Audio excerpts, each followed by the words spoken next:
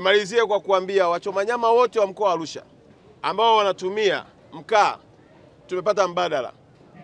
Wizara ya Nishati imeweka mambo mazuri na hatimaye sasa tunatumia nishati safi, na majiko umeona ni majiko ya kisasa, na hili limewezeshwa na Wizara ya Nishati kwenye upande wa majiko ili kuonyesha matumizi bora ya uchomaji wa nyama.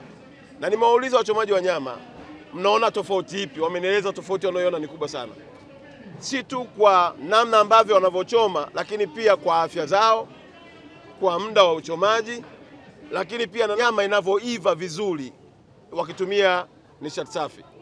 Kwa sababu hizo na mimi nimeridhika ya kwamba baada ya hili zoezi wananchi mtakula hizi nyama zilizochomwa na nishati safi, mtaona tofauti yake, na tofauti hiyo itanipelekea kuwatafutia majiko ya kisasa wachomaji nyama wote wa mkoa wa Arusha, ili sasa watakuwa wanatumia majiko haya ya nishati safi.